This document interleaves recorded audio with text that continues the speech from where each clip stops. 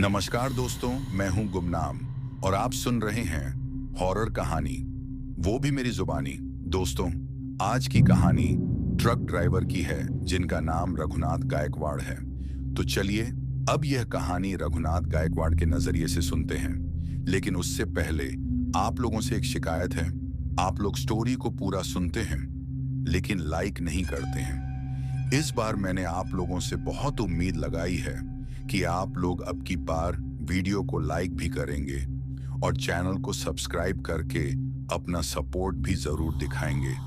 तो अब ज्यादा समय नहीं लेते हैं, चलिए कहानी की शुरुआत करते हैं। मेरा नाम रघुनाथ गायकवाड़ है। लोग प्यार से मुझे रघु ड्राइवर बुलाते हैं। मैं सातारा के पास एक छोटे से गांव केलवाड़ी में रहता हूँ। पापा पहले खुद ट्रक चलाते थे, उन्हीं से यह पेशा सीखा। मेरा बचपन गाड़ी के टायर्स के बीच गुजरा है। मेरे लिए डीजल की स्मेल दूध की स्मेल जैसी नेचुरल है। सड़कें मेरी क्लासरूम रही हैं और रात का अंधेरा मेरा परमानेंट साथी। मैं पढ़ा लिखा ज्यादा नहीं हूं, बस 8वीं क्लास तक, पर रास्ते, टाइम, ढाबा, मैकेनिक, हर चीज का बवंडर एक्सपीरियंस रखता हूं। और एक बात, मैं रात में ड्राइव करना पसंद करता हूं क्योंकि हाईवे रात में ज्यादा सच बोलता है। मेरे साथ आजकल जो क्लीनर रहता है उसका नाम विश्राम काले है। हम सब उसको विशु बुलाते हैं। विशु 22 साल का है, छोटा सा था। तब से हमारे ट्रक वर्कशॉप में भाग दौड़ करता था। काम सीखा, गाड़ी समझी और फिर मेरे साथ चलने लगा। वो गाड़ी चलाना सीख रहा है पर अभी क्लच और गियर के दुश्मन बने हुए हैं। विशु का ड्रीम है अपनी खुद की गाड़ी खरीदने का, चाहे छोटा टेम्पो ही क्यों ना हो।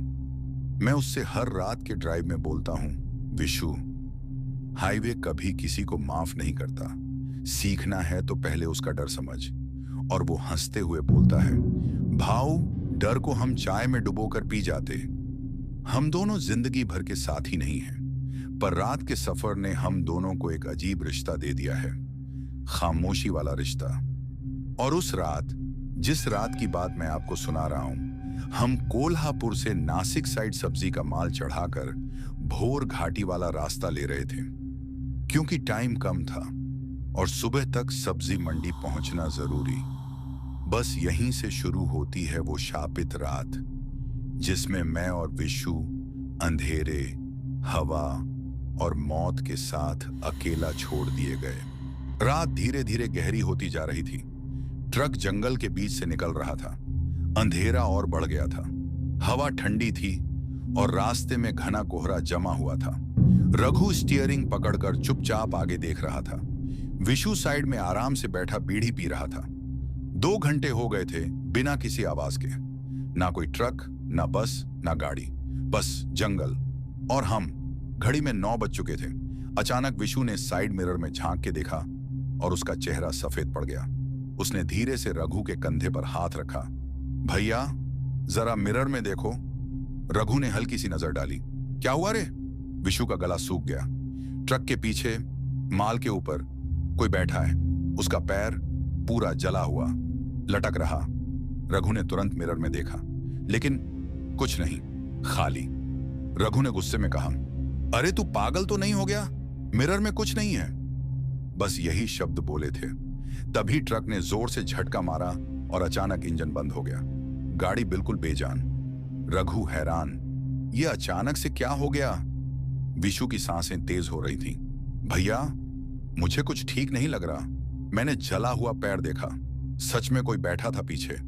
रघु ने उसको समझाते हुए कहा, वहम होगा तेरा विशु, इतना मत सोच। मिरर में कोई नहीं था।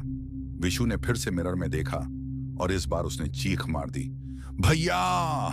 फिर से वो जला हुआ पैर लटक रहा। रघु गुस्से में चिढ़ गया। अरे क्या नौटंकी चल रही है तेरी? विशु का मुंह हाल के निकल गया था। उसके हाथ कांप रहे थे। इस बार रघु खुद उसको लेकर ट्रक से नीचे उतर गया। दोनों ने ट्रक के पीछे जाकर देखा, कुछ भी नहीं, बस धुंध और जंगल का खामोश समंदर। रघु ने फिर इंजन का बोनट खोला, पानी डाला, ऑयल लेवल चेक किया, फिर इग्निशन दिया। इस बार ट्रक एकदम आसानी से स्टार्ट हो गया।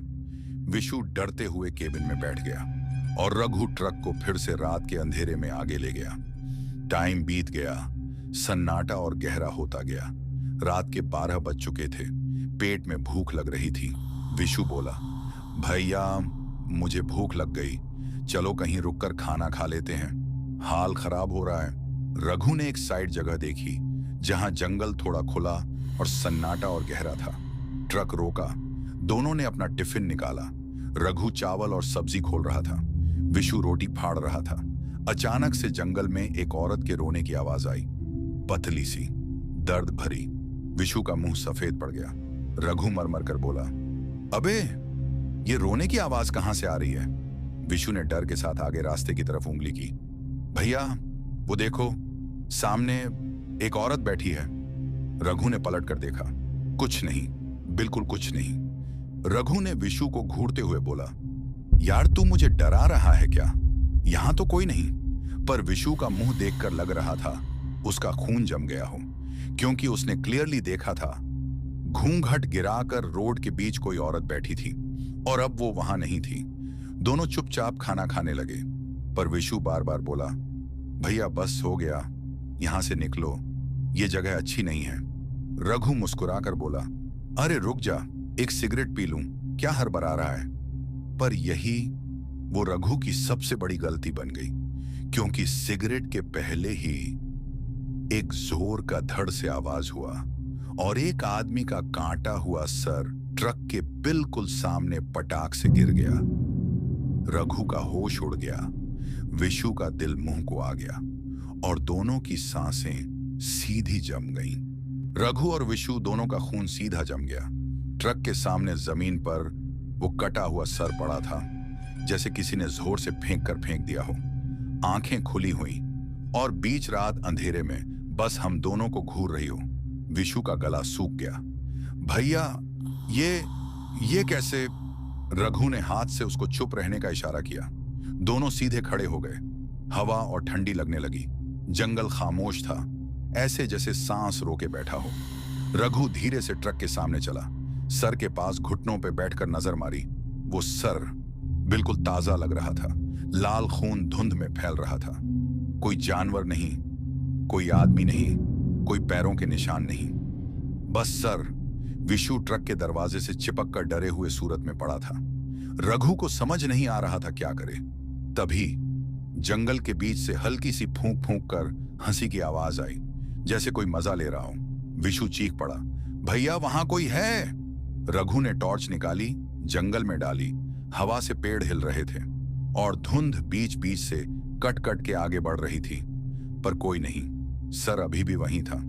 रघु ने हिचकिचाते हुए विशु को कहा, चल ट्रक में बैठ, यहां रुकना नहीं। दोनों ट्रक में घुसे। रघु ने इग्निशन दिया, इंजन स्टार्ट हो गया। ट्रक धीरे आगे चलने लगा। रघु की आंखों में डर उतर रहा था, पर वो विशु को दिखाना नहीं चाहता था। विशु का होश खराब हो रहा था। रोड फिर से कोहरे से भरा हुआ, हेडलाइट से बाहर कुछ नजर नहीं आ रहा था। दोनों चुप, एक भी आवाज नहीं। रात आधी से ज्यादा निकल चुकी थी। अचानक पीछे केबिन के अंदर किसी ने बिल्कुल धीरे से खटखट की, जैसे किसी ने लकड़ी से केबिन पे नॉक मारा हो। एक बार, फिर 2 बार, फिर 3 बार। रघु और विशु दोनों बिल्कुल फ्रीज। रघु ने हाथ स्टीयरिंग पर और टाइट कर दिया। उसने विशु को धीरे से कहा, पीछे मत देखना। विशु की बॉडी कांप रही थी, पर उसका हाथ अपने आप पीछे का मिरर एडजस्ट करने लगा। मिरर में किसी का सफेद चेहरा ट्रक के केबिन के पीछे वाले ग्लास से अंदर झांक रहा था। आंखें जल रही थीं और वो हल्की सी थकीली मुस्कुराहट। विशु का चीखना बंद हो गया। इस बार उसकी आवाज ही बंद हो गई। उसके होंठ खुल गए, पर आवाज ना निकली। रघु ने मिरर में देखने की हिम्मत नहीं की। वो बस एक्सेलरेटर दबाता जा रहा था। रोड सीधा आगे बढ़ रहा था, पर खौफ हर सेकंड में बढ़ रहा था। और उस पल रघु को एहसास हुआ, ट्रक के केबिन के पीछे कोई और भी था, और वो साथ चल रहा था, सांस रोककर, मुस्कुराते हुए, छुपा हुआ, जिंदा नहीं, पर बिल्कुल पास। गाड़ी धक्के खाते हुए पहाड़ी मोड़ पर चढ़ रही थी। रात का वक्त, हवा में बर्फीला काट और वो गाड़ी के बड़ी केबिन में अशफाक और रघुवीर की सांसें तेज चल रही थीं। रघुवीर स्टीयरिंग पकड़े बैठा था, पर उसके हाथ कांप रहे थे। अशफाक खिड़की के बाहर अंधेरा घूर रहा था। उसकी आवाज में फुसफुसाहट थी। भाई, वो आदमी जिसने हमें रास्ता दिखाया, उसकी परछाई तुमने देखी थी? रघुवीर ने धीरे से पलटते हुए बोला। परछाई नहीं, दो परछाइयां थीं। केबिन में एक पल के लिए खामोशी ऐसे चिपक गई जैसे हवा में किसी मरे हुए का दर्द तैर रहा हो। हेडलाइट एक लम्हे को बिल्कुल बंद हो गई, पलक झपक कर वापस जल उठी, और उस एक लम्हे के अंधेरे में रघुवीर को लगा जैसे कोई उनके सामने बोनट पर बैठा हो। पर वापस लाइट आई तो कुछ नहीं, सिर्फ खाली बोनट। मगर अशफाक ने तुरंत सिगरेट जमीन पर फेंक कर पैर से कुचला। उसकी आवाज हल्की सी फटी हुई थी। भाई, बोनट पे कोई था? रघुवीर ने ब्रेक लगाई। गाड़ी एक जोर की चीख जैसी आवाज के साथ रुक गई। पहाड़ के किनारे खोई जैसे नीचे मुंह खोल के खड़ी थी। अशफाक ने केबिन का दरवाजा खोला और नीचे उतरते ही हवा और ठंडी और भारी सी लगने लगी, जैसे हवा में किसी चीज की चीख घूमी हो। रघुवीर भी उतर गया। उन दोनों ने गाड़ी का फ्रंट देखा। बोनट पर बड़े गहरे निशान, ना एनिमल के ना इंसान के, किसी और चीज के, जैसे कोई बड़े खुर या तेज उंगलियों वाला बोनट पर बैठा हो। अशफाक धीरे से बोला, ये निशान पहले नहीं थे। तभी गाड़ी के पीछे जंगल की तरफ से ड्राई लीव्स क्रंच होने की आवाज आई। कोई चल रहा था, मगर जमीन पर पैर नहीं घिस रहा था, जैसे हवा में लटक कर। रघुवीर ने टॉर्च चलाई। जंगल की गहराई में सफेद कुर्ता पहना एक आदमी खड़ा था। उसका मुंह पूरा अंधेरे में छुपा हुआ, लंबे बाल, और उसके नीचे एक अजीब सा हंसता हुआ चेहरा, पर आंखें बिल्कुल खोह सी। वो सीधा रघुवीर और अशफाक को देख रहा था, बिना पलक झपकाए। फिर बाजार सी भारी आवाज में पूछा, तुम दोनों कब तक भागोगे? और उसके पीछे अंदर जंगल में जैसे कई और लोग खड़े हों, उनके हाथों में लालटेन, और एक साथ लालटेन की लाल रोशनी जल उठी। एक साथ अशफाक के होंठ कांप गए, आंखों से आंसू उबल गए। रघुवीर ने केबिन का दरवाजा खोलकर चीखा, भाग अशफाक! अशफाक तेजी से अंदर घुसा। रघुवीर भी घुसा और इग्निशन टर्न किया। इंजन ने पहले स्टार्ट होने से इनकार किया। 1, 2, 3। चाबी घुमाने की हर कोशिश में इंजन सिर्फ गरगराहट करता, और लालटेन की लाली केबिन के शीशे में घुसती जा रही थी। अशफाक थरथराती आवाज में कहता गया, चलना भाई, चल जा, चल प्लीज। और रघुवीर ने आखिरी जोर लगाते हुए स्टीयरिंग पकड़ा। चाबी एक और बार घुमाई, इंजन जल उठा। गाड़ी दहाड़ मारकर स्टार्ट हो गई और रघुवीर ने क्लच छोड़कर फुल एक्सेलरेटर दे दिया। केबिन पीछे हिल गया। पहाड़ के रास्ते में से गाड़ी गोली की तरह आगे भागी। अशफाक ने पीछे मिरर में देखा, वही आदमी, सफेद कुर्ता, अब रास्ते के बीच सीधा उन्हें घूरता खड़ा हुआ था, और गाड़ी उसके बिल्कुल पार से निकली। मगर आदमी गायब, जैसा हवा हो, और उसकी जगह कुछ और। रात के बीच में जगह काली, पर रघुवीर और अशफाक को लगा जैसे वो अब भी गाड़ी के रूफ पर खड़ा हो, और केबिन के ऊपर से लगातार ठप ठप ठप की आवाज, जैसे कोई बैठा हो। ट्रक के कंटेनर का दरवाजा अंदर से इतनी जोर से हिला जैसे कोई जंगली जानवर लोहा तोड़ रहा हो। रघुवीर और अशफाक दोनों कैबिन में जम गए। फट! कंटेनर का एक बोल्ट टूट गया, और उसी वक्त गाड़ी के अंदर से रवा आन जैसी आवाज फूटी। अशफाक के कानों में चिंगाट आने लगी। हवा में जलती लाश की बू और ज्यादा भर गई। रघुवीर ने अशफाक की तरफ देखा। उसकी गर्दन कांप रही थी। कंटेनर का दूसरा बोल्ट भी जाप! अब दरवाजा आधा हिल रहा था। अशफाक ने डरे हुए बोला, भाई ये कोई इंसान नहीं है, कुछ अलग है भाई। रघुवीर बस फुसफुसाया, बस चुप रहे, ना नाम लेना, वरना वो सामान किसी और जगह का है। अशफाक समझ ही नहीं पाया कि रघु क्या कह रहा है। तभी दरवाजा पूरा फट गया और कंटेनर के अंदर से ना कोई आदमी, ना कोई जानवर, बस एक बहुत बड़ा, बेहद लैंकी, ब्लैक, जला हुआ हाथ बाहर आया। सिर्फ हाथ। हाथ का आकार आदमी के टॉर्सो जैसा। उंगलियों से धुआं निकल रहा था। उंगलियों के बीच से कुछ छिपछिपा तरल टप-टप गिर रहा था, जैसे पिघली हुई लाश। और फिर गाड़ी जोर से हिलने लगी, जैसे कोई अंदर से पूरी ट्रक उठा रहा हो। अशफाक चीखने लगा, रघु भाई भागो! रघुवीर को समझ नहीं आया, पर वो सामने का डोर धक्का मार के बाहर निकला और अशफाक भी पीछे से लीप कर बाहर गिरा। दोनों मिट्टी में पलट पलटी करते हुए भागे। ट्रक के पीछे से एक बड़ी सी साया निकलकर खड़ा हुआ। अंधेरा साया, लंबा, मोहरा नहीं, सिर्फ खाली अंधेरी आंखों वाला चेहरा। और वो साया उन दोनों को देखकर चलना शुरू कर दिया। 1, 2 थी कदमों की आवाज। जमीन हिल रही थी। अशफाक हांफ कर बोला, भाई वो हमारे पीछे आ रहा है। तभी रघुवीर ने देखा, ट्रक के नीचे रस्सी जैसी कोई चीज लटक रही थी। उसने फ्लैश लाइट मारी। वो रस्सी नहीं थी, वो आदमी की कटी हुई आंतें ट्रक के एक्सल में अटकी हुई थीं, और उन आंतों के ऊपर से रुक रुक कर खून टपक रहा था। Drip drip drip. अशफाक बेहोश होते होते बचा, और तभी वो साया अचानक तेजी से दौड़कर रघुवीर पर झपटा। रघुवीर समय पे झुक गया और वो साया ट्रक के कैबिन पर जा टकराया। कैबिन पुफ कुरेश की तरह टूटा।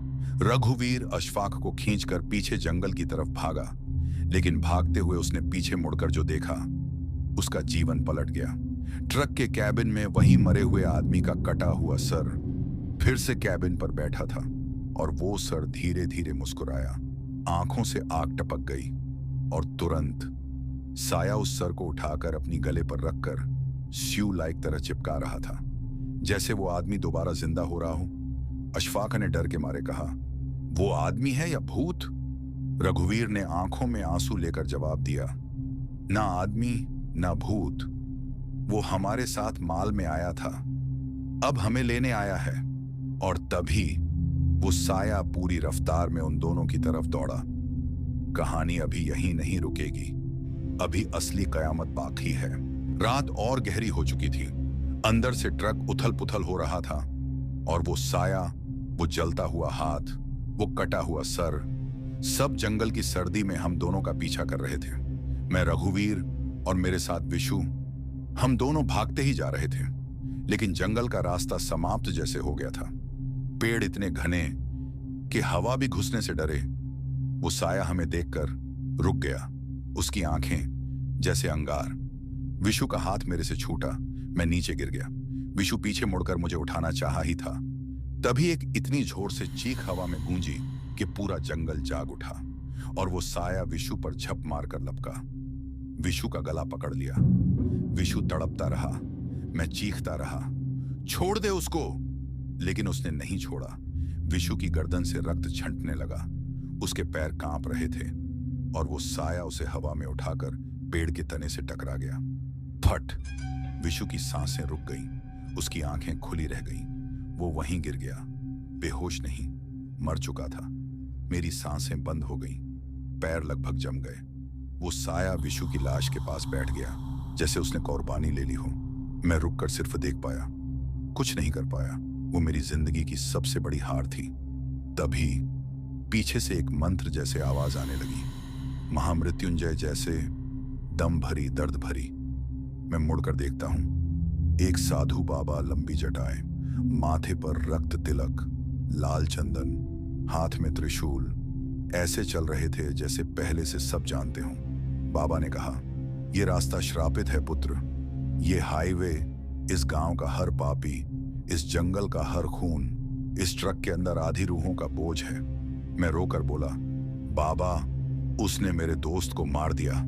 बाबा ने गर्दन झुकाकर कहा, ना वो पहली बलि है ना आखिरी। बाबा ने एक मिट्टी की थाली निकाली जिसमें ब्लैक मोती जैसी राख थी। फिर बाबा उस साये के सामने खड़े हो गए। बाबा ने मंत्र फूंका, साया बेचैन हुआ, जंगल हिला, हवाएं तेज हो गईं। वो साया फिर से विशु की लाश की तरफ लमा हुआ। बाबा चिल्लाए, रुक जा! तभी वो साया हवा में वेदना के साथ पीछे उड़ रहा, उसका चेहरा फट रहा। लेकिन फिर एक बड़ा धमाका सा सुनाई दिया, जैसे कोई भयानक चीज जंगल के अंदर से चिल्लाई हो। मैं बेहोश हो गया। जब मेरी आंख खुली, मैं एक कैंप में था। चारों तरफ पुलिस टेप, व्हाइट कोट वाले लोग, डॉक्यूमेंट्स, लाइट्स, मशीन्स, कोई फोटो ले रहा, कोई माप कर रहा, कोई सैंपल चेक कर रहा। किसी ने मुझे कहा, मैं दीपक, पैरानॉर्मल रिसर्च डिवीजन से हूं। मैंने सुना तुम्हारी आंखों के सामने मौत हुई है। मैंने चुपचाप सर हिलाया। दीपक ने विशु की लाश कवर से दिखाई। मैं बिखर गया, पूरा टूट गया, कुछ बोल ही नहीं पाया। रिसर्च टीम ने ट्रक खोला और अंदर से जो मिला वो किसी ने सपने में भी नहीं सोचा था। ट्रक के फ्लोर में हाल ही में किसी को घसीटा गया था। खून के बड़े दाग, औरों की लाशें कटी हुई रूप में, हड्डियां जंगल में फैली हुई। रिसर्च टीम का चीफ बोला, यह सिर्फ एक्सीडेंट नहीं है, यह श्राप है। और मैं रघु तब से बस चुप रहता हूं। विशु के बिना मैं आधा मर गया हूं। लेकिन बात यहीं खत्म नहीं होती। बाबा ने आखिरी बात कही थी जो मेरे जहन में गूंज रही है। जो साया तेरे ट्रक से निकला वो अब आजाद हो गया है। और बाबा की आंखों में वो डर आज भी मेरी रातों की नींद तोड़ देता है। रिसर्च वालों ने विशु की लाश एम्बुलेंस में भेज दी और मुझे एक टेम्पररी टेंट में बैठाया गया। मैं चुप था, बिना आवाज के, एक टूटी हुई मिट्टी की मूर्ति जैसे। बारिश फिर से शुरू हो चुकी थी, बादल गरज रहे थे। दीपक, रिसर्च ऑफिसर, मेरे पास आया और बोला, ड्राइवर साहब, हमें ट्रक के अंदर कुछ और मिला है। मैं आंख उठा नहीं पाया। वो खुद पीछे हट गया और रिसर्च टीम का एक मेंबर लड़खड़ाते हुए बोला, सर, कम से कम 37 लाशें हैं। उनके ये शब्द मेरे कानों के अंदर सूरज जैसे जल गए। 37? कैसे? कब? मैं बस रो दिया, अंदर से, बिना आवाज के। रात को कैंप की लाइट्स धीरे धीरे कम कर दी गई। बारिश तेज हो गई। दीपक और उसकी टीम नेक्स्ट साइट एग्जामिन कर रही थी। मैं अकेला टेंट में बैठा था, सिर पकड़कर।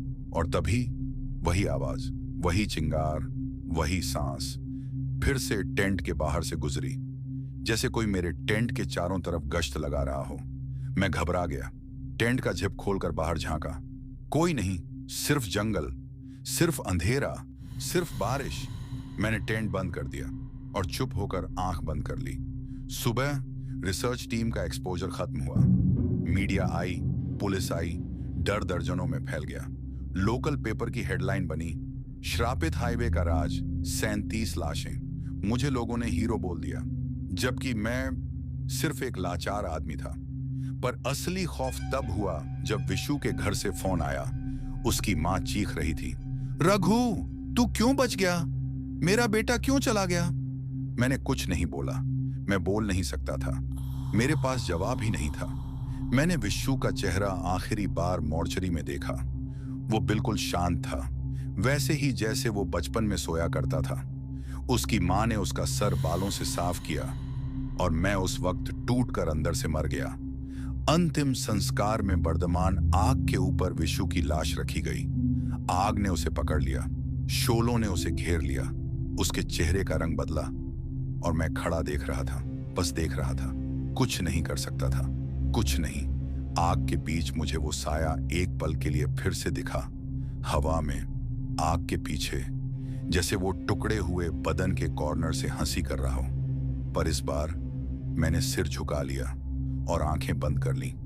लोग बोलते हैं कि मैं बच गया, लेकिन सच, विशु जल गया। पर मैं तो तभी मर चुका था जब जंगल में उसने आखिरी बार मेरी तरफ देखा था। रिसर्च बंद हो गया, केस क्लोज हो गया, ट्रक का बाड़ा बन गया, हाईवे बंद हो गया, गांव खाली हो गया, बाबा लापता हो गए। और मैं रघुवीर आज भी रात को ड्राइव शुरू करता हूं। पर एक बात सच है, जब कभी ट्रक के साइड मिरर में रात के अंधेरे में एक जला हुआ पैर लटकता हुआ नजर आता है, मैं सिर्फ आंखें बंद कर लेता हूं और पैडल छोड़ देता हूं। क्योंकि अब मैं जान गया हूं, साए से भागकर कोई नहीं जीता, ना विशु, ना मैं, ना आगे कोई। और कहानी यही समाप्त होती है। विशु की चिता को आग लग चुकी थी। लोग चले गए, मां बेहोश हो गई, मैं चुप हो गया। अगले कुछ हफ्तों तक मैं ट्रक नहीं चलाया, बस घर में बंद हो गया। पर एक रात, आधी रात के बाद मुझे किसी ने दरवाजा खटखटाया। Knock knock knock. मैंने पूछा, कौन? कोई जवाब नहीं। फिर से नॉक नॉक। मैंने डर के साथ दरवाजा खोला। कोई भी नहीं था, बस जमीन पर एक पुरानी काली आदमी की चमड़ी जैसी चीज पड़ी थी और उसके ऊपर खून से लिखा था, रुकना नहीं।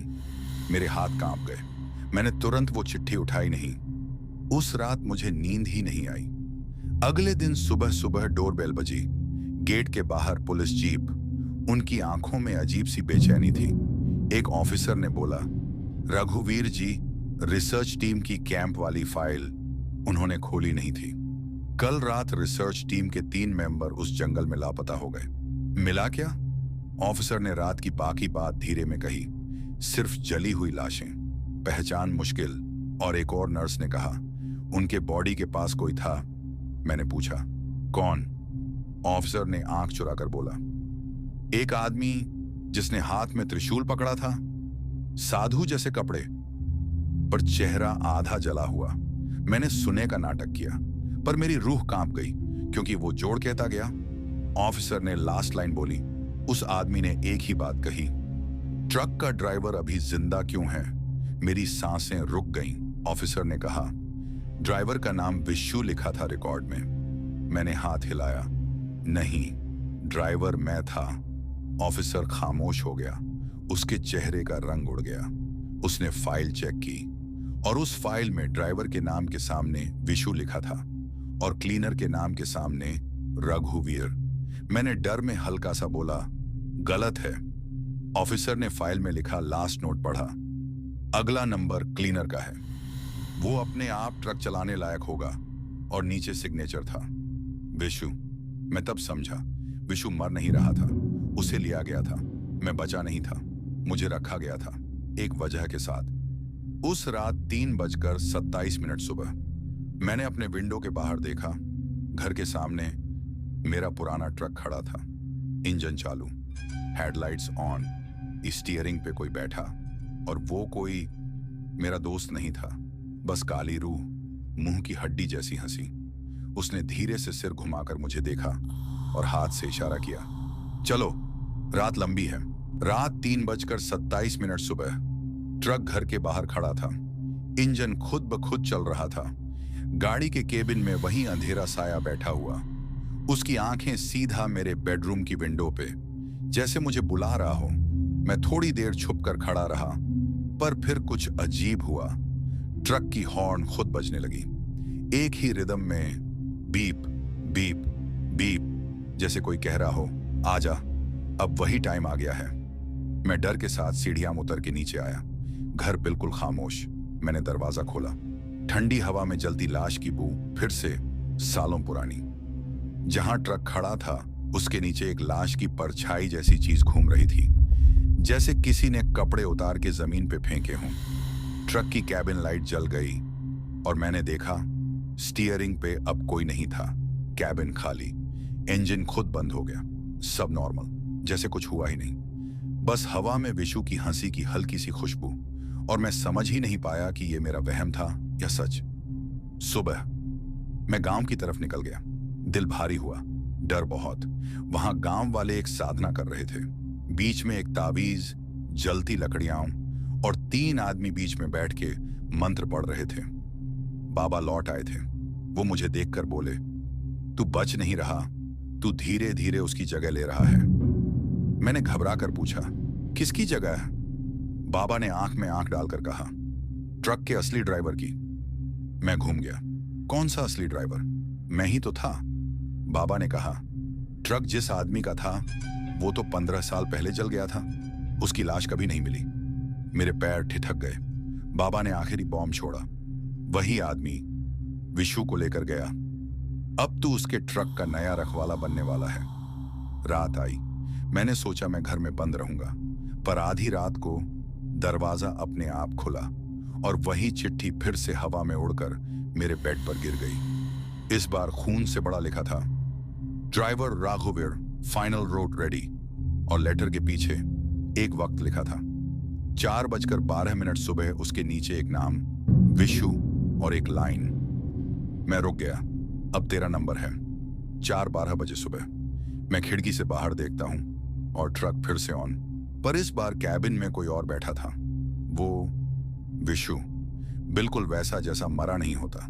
मुस्कुराता हुआ हवा के साथ धीरे से बाहर देखकर बोलता है, चल भाऊ, लोड रेडी है।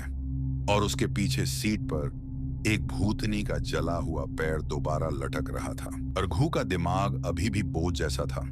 विशु का चेहरा, उसकी मिट्टी में लिपटी लाश, वो होंठों पे आधी सी हंसी, सब उसकी आंखों में गूंज रहा था। उन्होंने विशु की बॉडी ट्रक के पीछे रख दी थी, शीट्स में लपेटी हुई।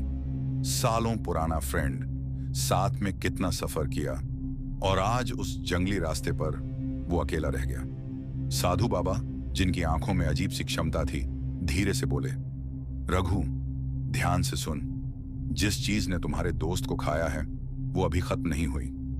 रघु का गला सूख गया। इससे साधु बाबा, पर आपने तो पूजा की, आपने उसको जलाया भी, तो अब खतरा? बाबा हैरानी से मुस्कुराए। बेटा, वो शरीर जलाना सिर्फ एक रस्म थी, उस चीज का असली रूप अभी जंगल में आजाद है। रघु की सांसें रुक गईं, फिर हवा बदली, इतनी ठंडी के जैसे कोई जिंदा आदमी हड्डी तक जम जाए। बाबा ने तुरंत लाठी उठाई। वो आ रहा है। रघु पहले तो समझ न पाया, पर फिर जंगल के उस अंधेरे से एक सांसें सुनाई दी, जैसे कोई भारी चीज जमीन को चीरते हुए चल रही हो। और फिर हर तरफ खामोशी, डेंजरस, हथियारा, खामोशी। साधु बाबा ने रघु की तरफ देखा। भाग ट्रक के अंदर, जाओ। रघु डर से बेहोश सा हो गया। पर बाबा, जाओ! उनका जोर से चिल्लाना जंगल में गूंज गया। रघु ट्रक के केबिन में दौड़ गया। बाबा जंगल के बीच खड़े हो गए, और फिर शोर, एक आवाज जैसे हड्डी टूटकर जमीन पर गिरी हो। रघु केबिन की खिड़की से देखता रहा, और उसने देखा साधु बाबा जैसे हवा में उछाल दिए गए हों, और वो वही चीज जिसका साया विशु को उठा ले गया था, अब बाबा पर टूट पड़ी। एक पल में लंबी चीख, और बाबा खामोश। रघु की आंखों के सामने वो क्रीचर बाबा की गर्दन मुड़के फिर अंधेरे में घुल गया। रघु टूट गया पूरी तरह। एक हफ्ते बाद रिसर्च टीम ने पूरा एरिया बंद कर दिया।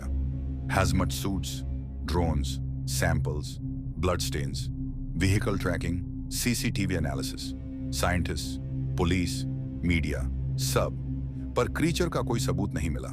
ना फुटप्रिंट, ना वीडियो, ना फिजिकल मार्क, कुछ नहीं। विशु, साधु बाबा, ऑफिशियल रिपोर्ट में लिखा गया, एक्सीडेंटल वाइल्ड लाइफ अटैक। और रघु, उसको थेरेपी वार्ड में शिफ्ट कर दिया गया। अब वो गाड़ी नहीं चलाता, ना बात करता है, ना सोने में चैन मिलता है। बस रोज शाम 7 बजे उसकी आंखों में डर भर जाता है, और वो सिर्फ एक ही बात बार बार बोलता है, विशु गया नहीं।